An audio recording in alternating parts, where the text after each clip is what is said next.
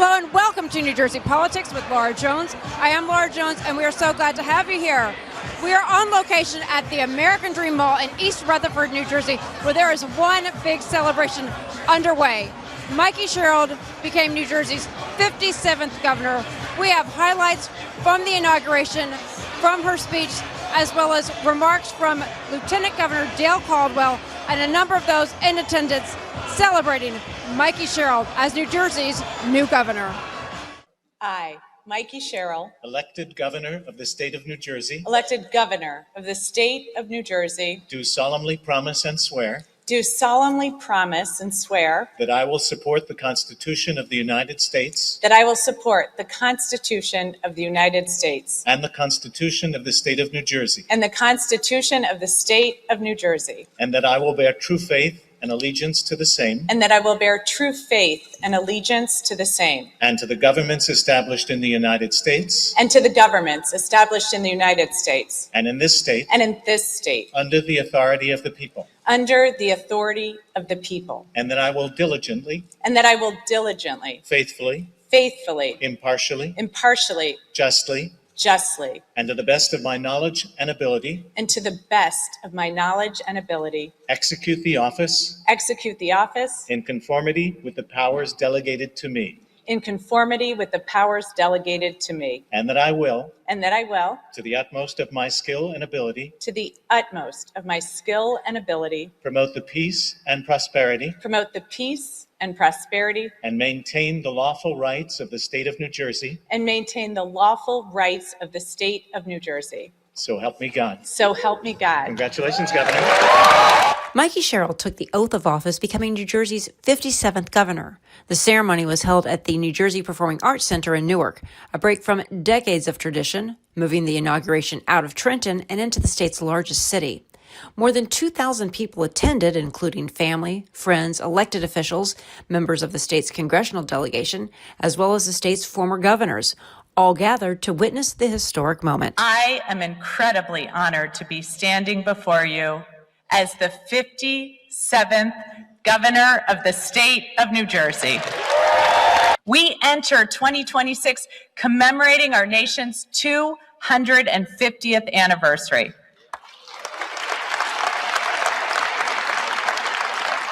New Jersey has been at the heart of our American story, the crossroads of the Revolution, the site of our first major victory at the Battle of Trenton, the first state to sign the Bill of Rights. So I am honored as we gather here today that we do so with New Jersey's original parchment copy of the Constitution on stage with us, one of only 13 known to be in existence.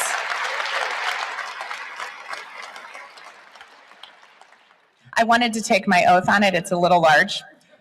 A document, by the way, that New Jersey unanimously ratified.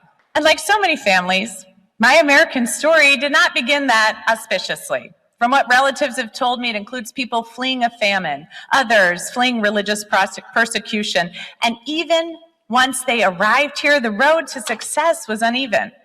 Poverty, economic devastation, sometimes building something for your family only to lose it, forces beyond your control. But over and over again, this country has offered my family opportunity found nowhere else in the world. From my grandfather landing a good union job after the war,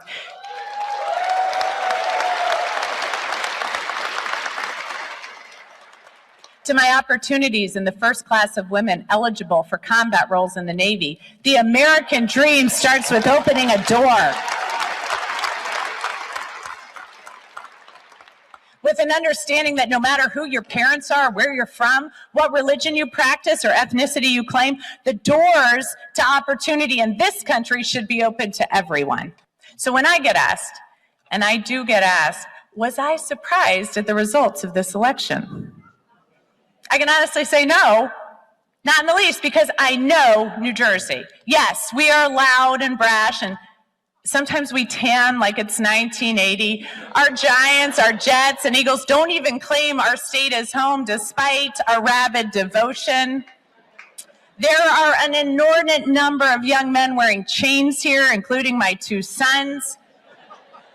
We go home, we speak different languages. You know, in this election, I learned that in South Jersey, they pronounce Taylor ham pork roll.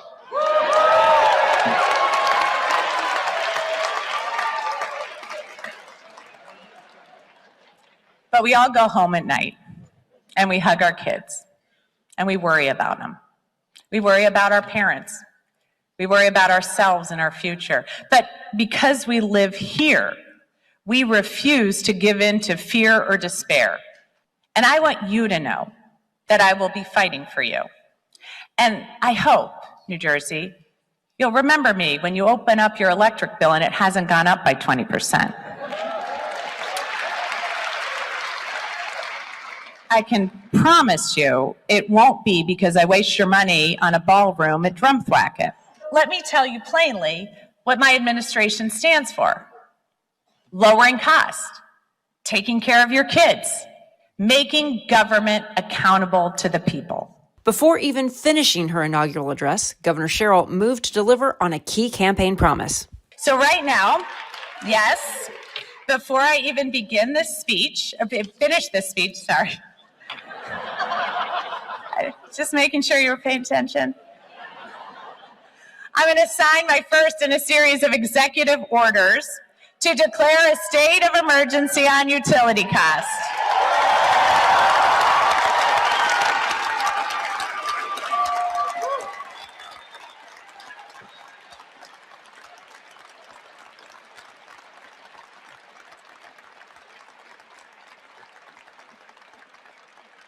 First, I am issuing an executive order giving the New Jersey Board of Public Utilities the authority to pause new utility requests for additional rate increases, and I will freeze rate hikes to finally provide families with real relief on their energy bills. As the ceremony came to a close, Governor Sherrill made it clear what she believes this office is ultimately about.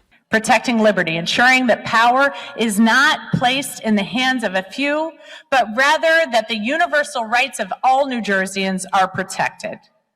And prosperity through opening the door to opportunity. That is my commitment as your 57th governor.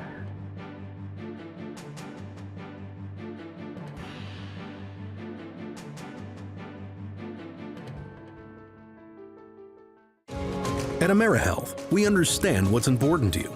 It's why we offer some of the lowest cost health plans in New Jersey, with access to one of the state's largest networks of doctors and hospitals. Plus, with free 24/7 virtual care, you can see a doctor anytime and anywhere. And we're committed to giving back to help make a difference in our communities. Learn more at AmeriHealth.com. A health plan for everyone. Play it like the New York Sirens.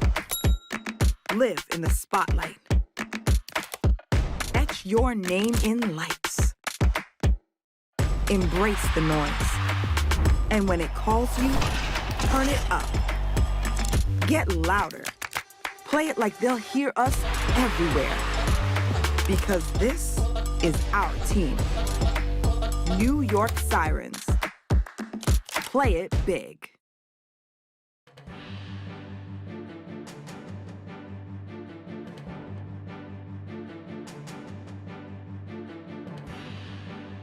History was made in New Jersey this week, and not just at the top of the ticket, but alongside it. Governor Mikey Sherrill became the state's 57th governor, only the second woman and the first Democratic woman to hold the office. Standing with her, Dr. Dale Caldwell was sworn in as lieutenant governor, making history as the first man and first pastor to serve in the role. He'll also take on the responsibilities of Secretary of State, overseeing elections, the arts, and the protection of New Jersey's democratic institutions. Becoming lieutenant governor was not something that I ever imagined growing up.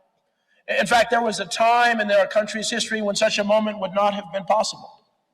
Today is a reminder of what progress looks like. Proverbs chapter 31, verses 8-9 tells us to speak up for those who cannot speak up for themselves, defend the rights of the poor and needy. This verse is more than scripture to me. It is a promise I make to you today. It will be my guiding principle as your lieutenant governor. It is because of these convictions that I was excited to join Governor Sherrill in leading the state. I've seen firsthand her incredible dedication, her discipline, and her unwavering commitment to the people of New Jersey. I've seen how she has dedicated her life to upholding the Constitution. I know we share a belief that every resident, every child, every family deserves a real chance to thrive.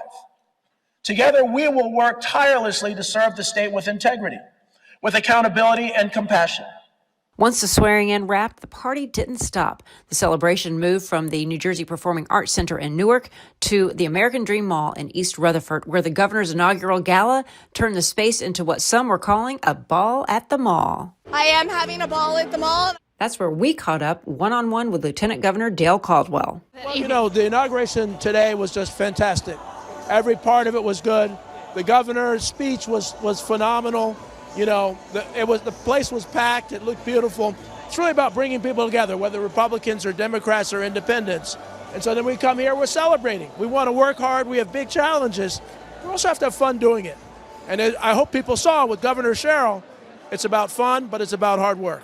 And also, you noted the first pastor to be as a lieutenant governor, and you quoted some scripture and talked about how that really motivated you, your parents motivated you, and how that really is your guiding principle. Can you talk a little bit about that? It really is. You know, my dad knew and marched arm in arm with Dr. Martin Luther King Jr., and so, you know, I grew up around this idea that everybody matters, and that's really what this administration is all about. It's really talking about how do we help those who are often overlooked in society, as I mentioned in the speech.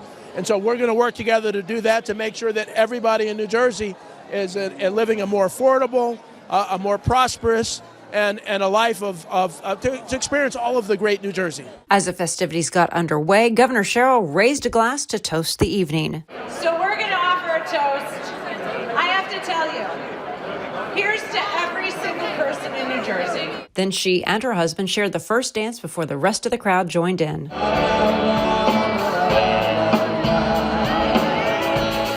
The gala wasn't just about the party. While the ice skating rink at the mall was completely transformed with the dance floor, tables, food, music, and laughter filling the air, beyond the festivities, it was also about expectations for the next 4 years. Lawmakers, business leaders, educators, and community voices from across the state were there, all watching closely as this new administration begins its work. I'm really blown away. I've known Mikey since she worked with the U.S. Attorney. And this dedicated public servant I've seen continue to rise in her reach and her impact. And then to serve with her in Congress these past years during some of the most difficult times in our country, especially with our state and COVID. She just was such a great fighter. Now to watch her today ascend to the governor's seat, I think all of New Jersey is going to benefit from having a uniter, somebody that's a moderate but hard-charging, that's going to get a lot done. And I'm just wonderful to be able to partner with her now as my governor. The way things work in Washington are different than how they work in New Jersey. What advice do you have for her? Look, we are in New Jersey. We've got to get away from the tribalism. We've got to bring people together and just get stuff done. For New Jersey, she put it plain. We need to keep people safe, lower people's costs, and continue to make this the state of opportunity for our children and for all families. It's a very clear goal. It's not left or right. It's about moving our state forward. And I'm so happy to have a leader that I can partner with on those things. And then having her sign that first executive order in the middle of her speech, that was another history-making moment. Yeah, you know what? I love a person that knows the poetry and the prose to really show New Jersey my central focus is driving down our energy costs. I'm very upset that we've seen a lot of our energy attacked. We're not getting the support we need on renewable energy. Our nuclear energy could be doing a lot better for the state to lower rates. So to see her right away saying this is a pain point for all of us, our skyrocketing energy costs, I'm going to attack this head on, and I'm going to demand, frankly, that Washington work with me, that the White House work with me. So I love that kind of fight. We have a former military leader, and now as our governor, this should be exciting for all New Jerseyans, especially those who are hurting with higher prices. Just final thoughts as we're going into midterm elections for Congress in New Jersey. There could be an opportunity for Democrats to pick up another seat, Tom Kaine's seat. Can you just talk a little bit about what this past election really was, what message the voters were sending home? Yeah, look, I'm very frustrated. My last term, 6 years, set a record for the most money we brought back to the state. But this last year, it's like hitting a brick wall. Suddenly the president's attacking our money to deal with violence in our communities, attacking our infrastructure projects, attacking money for our police departments. I'm stunned by this, and talk to my friends who are Republicans and saying, how could we let him literally be defunding law enforcement efforts or attacking the kind of infrastructure that creates jobs? I want to bring resources to the state. We have a president that seems to be driving up costs in our state. I think voters are going to understand that when they go to the polls. We need more help down there, and I'm hoping that New Jersey will have a big turnout and send a big message. This is not about Republican or Democrat, it's about Jersey. And Jersey, we fight for Jersey, and that's what this election's got to be about. As the business community, we're cautiously optimistic, but we are optimistic. The transition's gone very well in terms of business being at the table and being the center of discussion. And that's a big plus. That's far from where we've been the last 8 years. Well, the business community really has had a rough go of it. So many businesses in New Jersey, they are small businesses. They took such a hit during COVID, a lot of them just not recovering. Can you talk about, as Governor Sherrill goes into her first 100 days, do you have an agenda for what you'd like to see on her radar those first 100 days, the first year? So she has talked about regulatory reform. That is significant. We need to cut through red tape. We need to get licensing done very quickly. Every dollar matters for business. So every day you're waiting overextended on a license means you're not operating, and that's dollars lost. So that's number one. Number two, no new taxes on business. No new taxes. And number three, no new mandates on business. Very, very challenging business environment here. We need to make it easier to get people into their jobs and to grow jobs here in the state of New Jersey. Stagnant is not an answer. Growth will get us out of our economic challenges. And you feel that, as again, she's still filling out her administration, a lot of people behind. Is there anything that you'd like to see that she may not be doing, or something she is doing that you feel really good about? We're very excited again about the coordination. She signed some EOs today. One basically is saying that each one of her heads of all her different regulatory departments is going to have to be more transparent, and she's got some metrics for that. Underneath her new operating officer, there's going to be coordination from departments. That's critically important. Bring everybody around one table, cross-agency, is significant to success. So can we just talk a little bit also about the lack of women in the legislature? And it's hard to find women to run. It's hard to recruit them. Do you see that as possibly changing? There's a lot of excitement around Mikey Sherrill being elected the second female governor. It's been since the 90s and Christy Whitman. So what do you think? The more women that we have being in those seats of power, the more that our young girls see that and realize they can do it. And so, yes, I think it will bring more women into the arena. We need more. My day job is being a stay-at-home mom. That's what I did before I became an assemblywoman. I was a stay-at-home mom. I am very, very proud of that. I'm proud of being able to bring that knowledge, be able to bring that background into the New Jersey legislature, and we need a lot more of that in Trenton.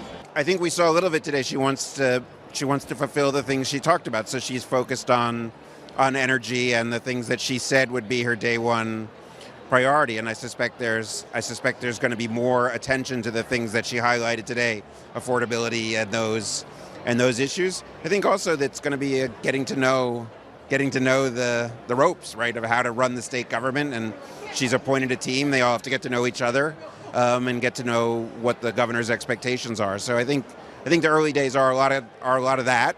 And moving fast on the things that she prioritized. And as somebody who's president of Montclair State, I know education is obviously first and foremost for what you do. What do you think about the appointment of Dale Caldwell being lieutenant governor, his role in education, and how she's prioritizing education? Because so much has been focused on energy and making New Jersey more affordable. How do you feel that education will be prioritized in her administration? Well, I think obviously Dale Caldwell's choice suggests that they have their eyes on education. He was a leader of Centenary and has a history in education aside from that. So it's a good sign that education is a high priority. I think also there's a recognition that if we're going to be economically robust, we've got to have a strong education sector. It's where the human capital comes from. It's what keeps people in New Jersey. And so I think it's clear that Mikey Sherrill's administration is going to see education as being a high priority issue, and it is connected to the affordability question too, right? So it's not a separate issue. It's very much part of that equation.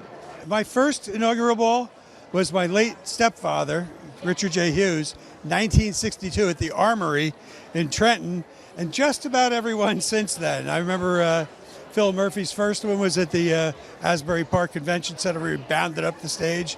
And I've been to Jim McGreevy's Warehouse and actually Chris Christie's at the Rock. So, I've been to a lot, and this is great energy. This is just a wonderful place to be. I've never been. My grandkids have been here. But they got everything for the youngsters. So we just couldn't wait to come up and celebrate with her. And especially her opening first dance, Jersey Girl, come on.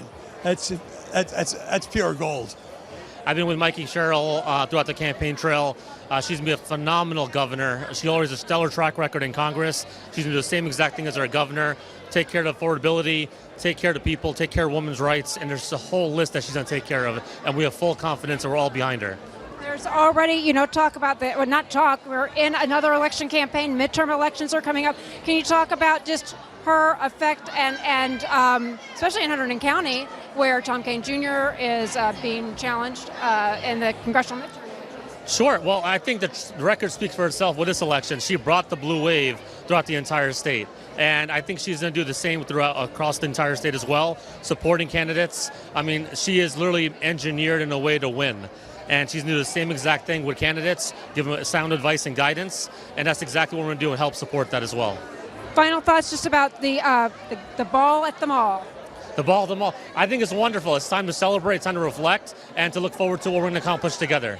We're so excited for the history that she's making, and Mikey's leading a trend across the country of electing young, energetic candidates who are laser focused on affordability, and she centered so much of her campaign on lowering prices for everyday Americans here in Jersey, and not just lowering prices, but creating high quality jobs. And that's the kind of momentum we want to continue on in Congress in New Jersey's 12th district.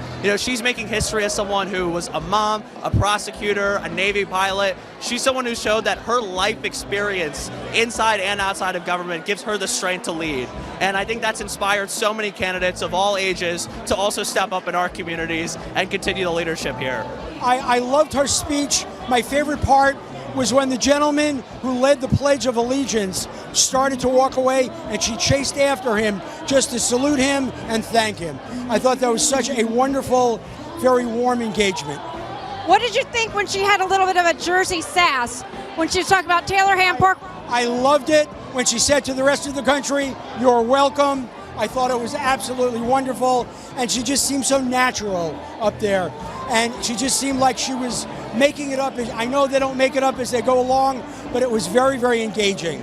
And I'm very hopeful. I mean, I'm looking towards the future. What do you hope that she accomplishes, or what would you like to see these first 100 days? Well, I mean, definitely affordability. I'm glad that she's taking on, utility rates are very, very important. And I think in the long run, infrastructure in New Jersey and being able to buy your own home here to keep people in the state, I think is very important. I'm going to go out on a limb and say, next to the governor, best dressed here. You look absolutely beautiful. Thank you so much. I definitely am not better than the governor. She's the best dressed tonight. Now, as an educator, is this an apple? Does this represent education? Yes, it is. I love a head nod to education. I'm so glad that you recognize. I do recognize a good novelty person. That is beautiful. Can you tell us about your expectations, your excitement, especially with Dr. Dale Caldwell, an educator, somebody who's been in the education world, coming into the governor's office? Absolutely. I'm really excited, really just to see all the things that the new governor, I can't call her governor-elect anymore, right? I'm excited to see everything that she talked about during her campaign to come into fruition, especially being a young girl from the city of Newark. Also, so happy to see her at NJPAC this morning. It was amazing.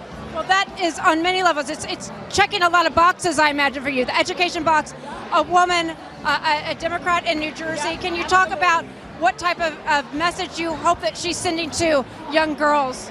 100%. First of all, the fact that she's a vet, right? showing that young girls can do it, right? That we can dominate in a male-populated space, right? Being the second woman to hold space as governor, showing that, yes, we can, right? That's amazing. Even as Mikey Sherrill enjoyed a twirl on the dance floor, the work ahead was never far from view. After all, she's got a state to run. But for these few hours, it was apparent the new governor was having a ball at the mall. And that'll do it for today. I'm Laura Jones. Thanks so much for watching New Jersey Politics. We look forward to seeing you back here next time.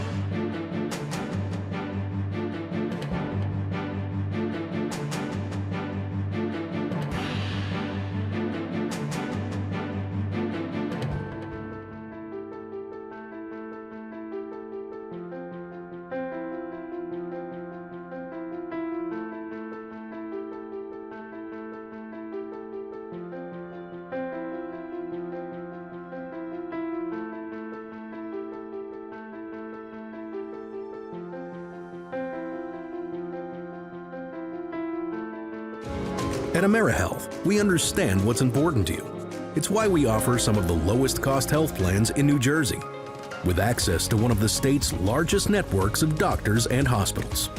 Plus, with free 24/7 virtual care, you can see a doctor anytime and anywhere. And we're committed to giving back to help make a difference in our communities. Learn more at AmeriHealth.com. A health plan for everyone. Play it like the New York Sirens. Live in the spotlight. Etch your name in lights. Embrace the noise. And when it calls you, turn it up. Get louder. Play it like they'll hear us everywhere. Because this is our team. New York Sirens. Play it big.